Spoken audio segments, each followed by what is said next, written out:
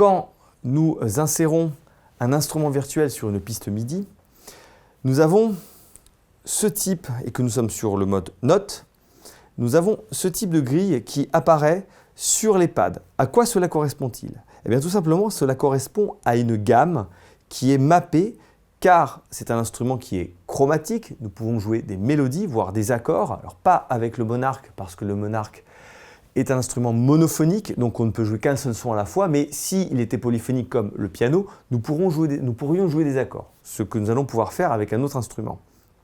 Alors, comment ça se passe? Nous avons une grille avec des notes, et quand je monte, je vois que je suis en train de monter une gamme. Mais quel type de gamme? Par défaut, c'est une gamme parfaite majeure, en l'occurrence la gamme de Do majeur. Les notes qui sont, les pads qui sont enfoncés correspondent à la tonique de la gamme, c'est-à-dire en Do majeur, ce sera la note Do. Et ce, à différentes hauteurs. Alors, je ne suis pas limité à cette tessiture, je peux monter ou descendre d'octave en appuyant sur les boutons octave plus et octave moins. Ici, je descends plus grave, et là encore plus grave.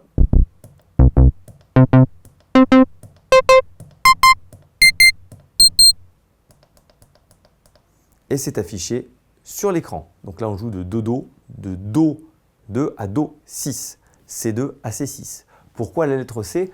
Car nous sommes dans le système harmonique anglo-saxon. Les notes, en fait, correspondent à des lettres et ça part du La. La, Si, Do, Ré, Mi, Fa, Sol. Autrement dit, ça fait A, B, C, D, E, F, G. La correspond à A, Si correspond à B, C correspond à Do, et ainsi de suite jusqu'au Sol qui correspond à G. Donc quand il écrit C1 à C2, c'est-à-dire que la tessiture, c'est-à-dire la hauteur des notes mappées sur le clavier, nous pouvons jouer au Do à la première octave, C1, jusqu'au Do à la seconde octave ou la troisième octave, et on le voit ici. Donc la C2 à C6, nous jouons le Do, la note la plus basse, ce sera le Do à la deuxième octave, ce qui correspond à la norme MIDI, jusqu'au Do à la sixième octave. Mais quand j'appuie sur Play, je ne suis pas dans la bonne tonalité. Ce n'est pas Do. Ici, nous sommes plutôt en Fa.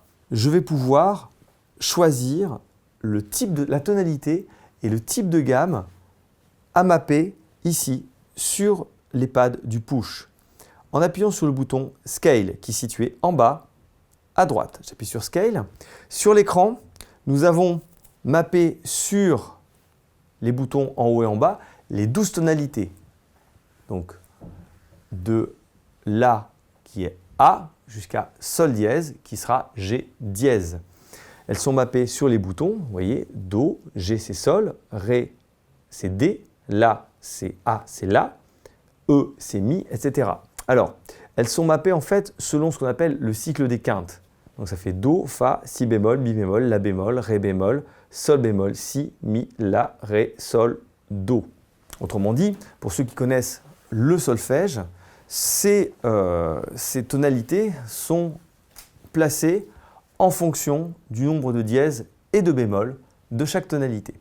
Donc là, si je veux me placer, parce que je sais que je suis en Fa, j'appuie sur A, B, C, D, E, F, La, Si, Do, Ré, Mi, Fa, A, B, C, D, E, F.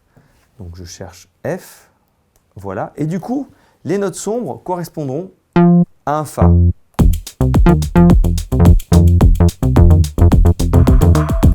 Et donc là, pour l'instant, j'ai mappé la gamme de Fa majeur.